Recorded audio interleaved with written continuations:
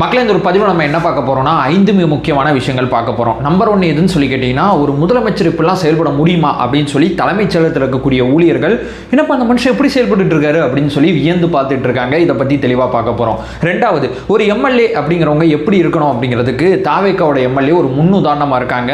தாவேக்கால இருக்கிற சில எம்எல்ஏக்கள் பண்ற சில செய்திகள் வந்துகிட்டு இருக்கு. அந்த செய்திகள் அத்தனையுமே எங்களுக்கு இனிமே வரக்கூடாது அப்படிங்கிற ஒரு எச்சரிக்கையும், இந்த மாதிரி விஷயத்தை செய்யுங்க அப்படிங்கிற சின்ன அறிவுறுத்தலையும் தாவேக்கா எம்எல்ஏக்களுக்கு தாவேக்காவோட தொண்டனா நான் வலியுறுத்தணும்னு நினைக்கிறேன்.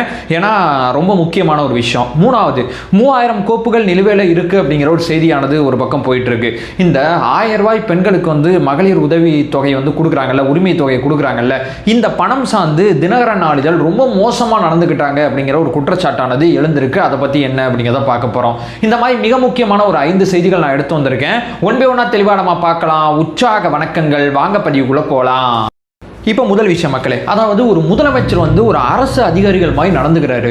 ஒரு அரசு அதிகாரிகள்கிட்ட என்ன பஞ்சுவாலிட்டி இருக்குமோ, ஒரு அரசு அதிகாரிகள் எப்படிலாம் செயல்படுவாங்களோ அந்த மாதிரி முதலமைச்சரே செயல்படுறாரு. அப்படிங்கிறதுனால தான் தலைமைச் செயலகத்தில் இது பெருசாக வியந்து பாராட்டிக்கிட்டு இருக்காங்க. நான் செய்தியை கூட சைடில் போடுறேன். அதாவது ஒரு அரசு ஊழியர் என்ன பண்ணுவார்னா, ஒரு 9:30 ஒரு முதலமைச்சர் வரப்போறாரு, அங்கே வரப்போறாரு அப்படின்னு தகவல் கிடைச்சிச்சுன்னா ஒரு 8:30 அங்கே போயிடுவாப்புல.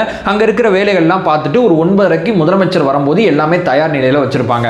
ஆனால் முதலமைச்சர் விஜய் எப்படி செயல்படுறாருன்னா, 9:30 தலைமைச் செயலகத்துக்கு எல்லாரும் வரணும்னா இவர் என்ன பண்றாருன்னா கிட்டத்தட்ட 8:35 8:40 அங்க போயிடுறாரு அப்படிங்கிற ஒரு தகவல் கிடைக்குது.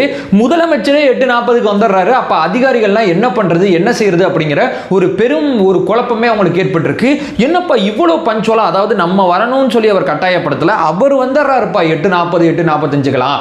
பதவியேற்புலா நீங்க கணக்கு பண்ணி பார்த்தீங்கன்னா 10 மணிக்கு பதவியேற்புலான்னு சொன்னாங்க. 8:48 நேரு உள்ளரங்குக்கு அவர் போயிட்டாருங்க.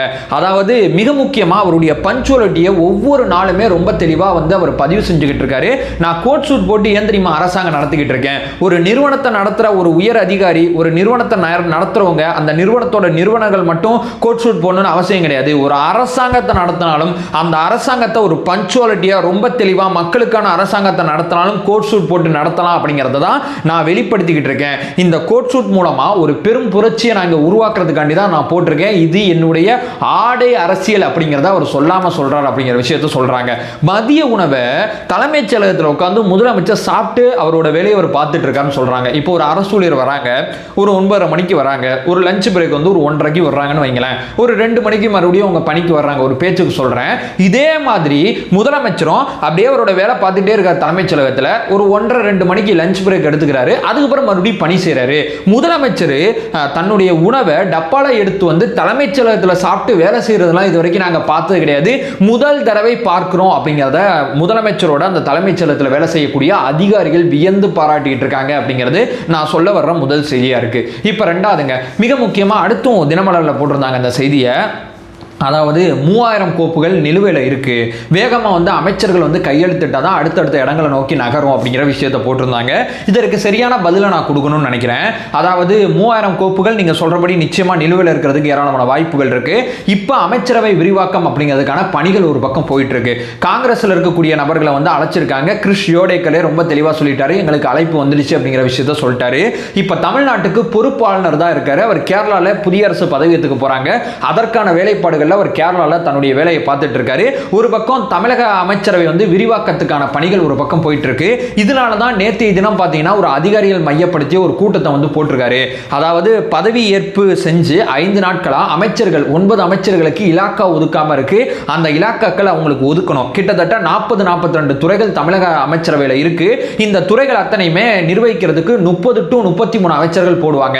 30 to 33 அமைச்சர்கள் போடும்போது அவங்களுக்கான இலாக்காக்களை கொடுத்தா மட்டும்தான் அவங்க அவங்களோட வேலையை பார்க்க முடியும். இப்போதைக்கு 9 அமைச்சர்கள் மட்டும்தான் பதவி ஏற்றிருக்காங்க. பட் இலாக்கா ஒதுக்காம இருக்காங்க.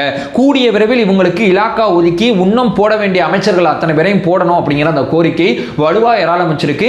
இந்த கோரிக்கையை நோக்கி, இந்த விஷயத்தை நோக்கி தான் முதலமைச்சர் விஜய் அவர்கள் உழைச்சிக்கிட்டு இருக்காங்க அப்படிங்கிற தகவலும் கிடைக்குது. இது எல்லாம் முடிஞ்ச பிறகு என்ன பண்ணுவாங்கன்னா, ஒரு ஆளுநரோட உரையோட சட்டசபை மீண்டும் தொடங்கும். அதுக்கப்புறம் பட்ஜெட் வந்து மறுபடியும் வந்து தாக்கல் பண்ணுவாங்க. பட்ஜெட் மீதான விவாதம் நடக்கும். அதுக்கப்புறம் அந்த அரசு மிக வேகமாக செயல்பட ஆரம்பிக்கும். இந்த அமைச்சரவை விரிவாக்கம் அப்படிங்கிற பணியை நோக்கி தான் போயிட்டு இருக்கு. ஸோ கூடிய விரைவில் இது நடந்துரும். இந்த 3000 கோப்புகள் பதவி ஏற்று இலாக்காக்கள் அத்தனையுமே ஒதுக்கப்பட்ட சில மணி நேரங்களில் இந்த கோப்புகள் அத்தனையுமே கிளியர் ஆயிரும் அப்படிங்கிறதா நான் விசாரிச்ச வரைக்கும் எனக்கு கிடைச்ச தகவலாக இருக்கு. இது ரெண்டாவது பாயிண்ட். இப்போ மூணாவது மிக முக்கியமான விஷயங்க, அதாவது இந்த மகளிர் உரிமை தொகை வந்து நேற்று முதலமைச்சர் விஜய் அவர்கள் என்ன சொல்லியிருந்தாங்கன்னா, இல்லைங்க கொஞ்சம் இதில் கொஞ்சம் ரீஸ்ட்ரக்சர் பண்ண வேண்டியது இருக்கு, கொஞ்சம் டைம் கொடுங்க, ஒரு விரைவில் நான் வந்து இந்த பணத்தை வந்து போட்டுறேன்னு சொன்னாங்க. ஆனால் எல்லா நாளிதழுமே நான் படித்து பார்த்த வரைக்கும் முதலமைச்சர் என்ன சொல்றாரு, அரசோட ஜீவோல என்ன இருக்கு அப்படிங்கிறது எல்லா நாளிதழும் பார்த்து தான் செய்தி போடுவாங்க. நானும் இந்த செய்திகள் அத்தனை படித்து பார்க்கும்போது ஓகே போட்டுருவாரு, சீக்கிரம் போட்டுருவாரு அப்படின்னு சொல்லி எல்லா நாளிதழுமே இந்த செய்தியை இப்படி தான் பதிவு செஞ்சிருக்காங்க. யாரும் இதை பற்றி தப்பாக வந்து விமர்சனம் பண்ணல, ஏன் இப்படி பண்ணீங்க ஏன் இப்படி பண்ணலன்னு சொல்லி யாருமே இங்கே கேட்கல. ஒருத்தர் கேட்டாரு, அது முதலமைச்சர், அதாவது முன்னாள் முதலமைச்சர் மு.க. ஸ்டாலின் கேட்டாரு. அவர் என்ன கேட்டிருக்காரோ அதை அப்படியே ஊடகத்தோட தர்மத்தெல்லாம் மறந்து மக்கள் கஷ்டப்படுறாங்க, மக்கள் அதிருப்தியில் இருக்காங்கன்னு சொல்லி ஒரு செய்தியை முதல் பக்கத்தில் தவறா புரோட்ரேட் பண்ணியிருக்காங்க தினகரன். இந்த செய்தித்தாளை பொதுமக்கள் படித்துட்டு இருக்கக்கூடிய அந்த நொடி காலைல இவங்க அந்த செய்தித்தாளை படிப்பாங்கல்ல, அந்த நேரமே மகளிருக்கான 1000 ரூபாய் உரிமை தொகையானது அவங்க அக்கௌண்ட்ல ஏறிச்சு. விரைவில் அப்படின்னு சொன்னது ஸ்டாலின் அவர்கள் மாதிரி 2 வருஷம் 2.5 வருஷம் டைம் எடுத்துக்கிறது கிடையாது. விரைவில்னா இன்னைக்கு இல்ல நாளைக்கு அப்படிங்கறத கூட அவர் அரசாணை போட்டு சொல்றாரு. இல்லங்க என்னால இன்னைக்கு கொஞ்சம் பண்ண முடியல, நான் சீக்கிரம் பண்ணிடுறேன் அப்படின்னு சொன்னாரு. அடுத்த நாளே பண்ணிட்டாரு. அதுக்குள்ள மகளிருக்கான 1000 ரூபாய் காசு கிடைக்கல, மகளிர் ரொம்ப கஷ்டப்படுறாங்க, அப்படி இப்படின்னு சொல்லி நரேட்டிவை, ஏகப்பட்ட நரேட்டிவை, ஒரு ஊடக அறமே இல்லாம எல்லா ஊடகத்துக்கும் இந்த செய்தி புரியுது, எல்லா நாளிதழுக்கும் இந்த செய்தி புரியுது. ஆனா தினகரனுக்கு மட்டும் இந்த செய்தி ஏன் புரியல அப்படின்னு எனக்கு தெரியல. என்னதான் ஒரு அஜெண்டா பத்திரிகையா இருந்தாலும் ஒரு ஊடக அறம் வேணும்ல ஒரு பத்திரிகை நடத்துறதுக்கு. இப்ப இந்த பத்திரிகை நீங்க காலைல தலைப்புச் செய்தி போட்டு ஒரு பத்திரிகை வந்து நீங்க வெளியிடுறீங்க, அந்த செய்தியை போலி செய்தியா மாறிச்சு அப்படிங்கறதா யதார்த்தமான உண்மை. ஒரு விமர்சனம் வைக்கிறீங்க, ஒரு தப்பை சுத்தி காட்டுறீங்கன்னா முதல்ல பேசிக் அண்டர்ஸ்டாண்டிங் வர அதை செய்யுங்க. இல்லைன்னா நீங்க சும்மாத்துக்கு இந்த நாம் தமிழர் கட்சி வந்து தலைவர் விஜய் அவர்களை வந்து கட்சி நடத்தும் போது சும்மாத்துக்கு ஏதாவது ஒன்று சொல்லிட்டே இருப்பாங்கல்ல, அந்த மாதிரி உங்க விமர்சனத்துக்கு மேல ஒரு மதிப்பு மரியாதை இல்லாம போயிடும். தப்புனா ரொம்ப சரியான ஒரு விஷயத்தை சுத்தி காட்ட போறீங்கன்னா டைம் எடுத்து சரியா நின்று அடிங்க. நிச்சயமா சொல்றேன், அது சரியா இருந்தா எங்களுடைய முதலமைச்சர் நிச்சயமா அதை ஏத்துப்பார் அப்படிங்கிறதா யதார்த்தமான உண்மை. இது மூணாவதா தள்ளி வச்சிருங்க. இப்ப நாலாவது மிக முக்கியமான ஒரு செய்தி சொல்றேன். ஒரு எம்எல்ஏ ஒருத்தரோட இனிஷியேட்டிவ், இது ரொம்ப ரொம்ப முக்கியமானது. தாவேக்காவோட எம்எல்ஏக்கள் சில பேர் வந்து போக்குவரத்தை இது பண்றாங்க அது பண்றாங்க அப்படிங்கிற செய்திகள் நீங்க கண்டிப்பா பார்த்திருப்பீங்க. அதே நேரம் நம்ம அண்ணன் சேலம் பார்த்திபன் அவர்கள் எடுத்த அந்த முயற்சி, இந்த நம்பருக்கு நான் உண்மைக்குமே கால் பண்ணி பார்த்தேன், உண்மைக்குமே ரிங் போகுது. நீங்க 10 மணிக்கு முன்னாடி நீங்க கால் பண்ணீங்கன்னா ரிங் போல சுவிட்ச் ஆஃப்னு வருது. 10 மணிக்கு பின்னாடி நீங்க கால் பண்ணீங்கன்னா ஒன்னு லைன் பிஸியா இருந்தா லைன் பிஸின்னு சொல்லுது, இல்ல கால் எடுக்கிறதுக்கு அங்க ஆள் இருக்காங்க, கால் எடுத்து அந்த கோரிக்கையை கேட்கறாங்க. ஏன் தெரியுமா அதை நான் சொல்றேன்? அதாவது பிரபு அவர்கள் வந்து நன்றி தெரிவிக்கிறதுக்காண்டி தன்னுடைய தொகுதிக்கு போகும்போது ஒரு உள்ளரங்கமாய் ஒரு இடத்துல ஒரு மீட்டிங்கை போட்டு நன்றி தெரிவிச்சுட்டு தொண்டர்கள்ட்ட பேசிட்டு கிளம்பி போயிட்டார். போக்குவரத்தை இடையூறு செய்யல.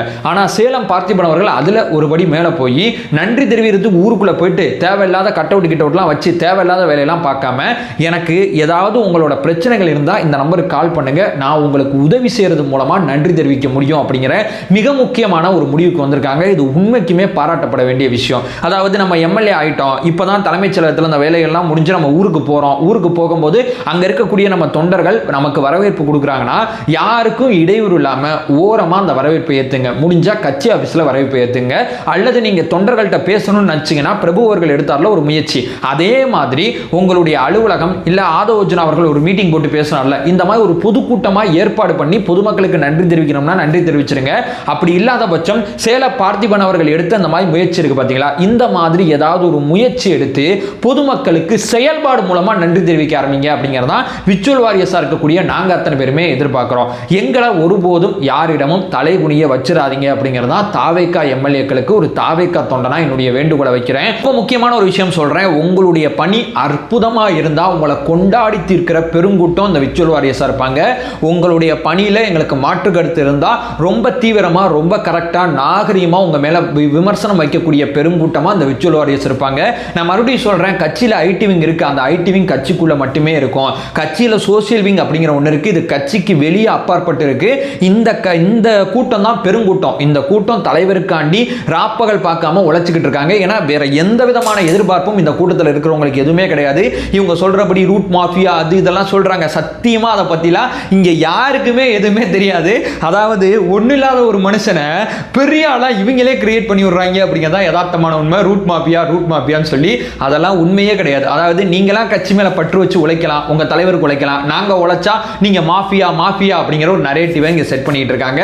தாவேக்காவோட எம்எல்ஏக்களுக்கு நான் வைக்கிற கோரிக்கை ரொம்ப ரொம்ப முக்கியமானது அப்படிங்கிறத நான் இங்கே பதிவு செய்கிறேன். அடுத்து மிக முக்கியமாக மேன் ஆஃப் பாசிட்டிவிட்டி, அதாவது எல்லா இடத்துலையுமே இனிமேல் முதலமைச்சர் விஜய் அவர்களோட புகைப்படம், இந்த புகைப்படம் தான் அதிகாரப்பூர்வமாக இடம்பெறும் சொல்கிறாங்க. அது அரசு அலுவலகங்கள், மிக முக்கியமாக மாநகராட்சி அலுவலகங்கள், எம்எல்ஏவோட ஆஃபீஸ் போனீங்கன்னா அங்கேயும் இருக்கும், தலைமைச் செயலகம் வந்தீங்கன்னா அங்கேயும் இருக்கும். இந்த மாதிரி அரசு அலுவலகங்கள், ரேஷன் கடை போனால் கூட இந்த ஃபோட்டோ தான் இருக்கும். இந்த ஃபோட்டோவை பார்த்தாவே சொல்கிறேன், உண்மைக்குமே ஒரு மிக முக்கியமான ஒரு பாசிட்டிவிட்டி வருது. இந்த ஃபோட்டோவை சூஸ் பண்ண நபர்கள், இந்த ஃபோட்டோவை எடுத்த நபர்களுக்கு நான் பெரிய நன்றி தெரிவிச்சுக்கிறேன். ஏன்னா அதை பார்க்கும்போதே ஒரு நம்பிக்கை வருதுங்க. ஒரு இடத்துல ஒரு அரசு அலுவலகத்தில் அந்த ஃபோட்டோ அப்படி மாற்றிருந்தாவே, அப்பா மேன் ஆஃப் பாசிட்டிவிட்டி இங்கே இருக்காருப்பா, இவரோட மேற்பார்வையில் இந்த நிர்வாகம் நடக்குதுப்பா. ரேஷன் கடைக்கு போனாலும் அவரோட மூஞ்சி பார்க்கும்போது பொதுமக்களுக்கே ஒரு நம்பிக்கை ஏற்படுத்தும் விதமாக அந்த புகைப்படம் இருக்குது. இது வந்து நிச்சயமாக மற்றவங்களுக்கு புரியாது, என்னப்பா ரொம்ப அடிக்கிற சொம்பு அப்படின்னு நிறைய பேர் சொல்லுவாங்க. ஆனால் உணர்ந்தவங்களுக்கு இந்த ஃபோட்டோவோட அந்த வீரியம் புரியும் அப்படிங்கிறதா நான் சொல்ல வர்றது. ஸோ ஓவரால் பார்க்கும்போது நான் எல்லா விதமான விஷயத்தையும் கவர் பண்ணியிருப்பேன்.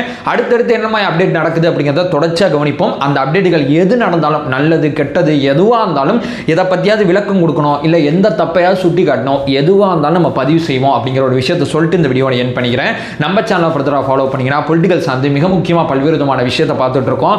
நம்மளோட ஒரே நோக்கம் அறியாமை அகற்ற வேண்டும், அறியாமை அகற்றப்பட வேண்டும். Thank you so much.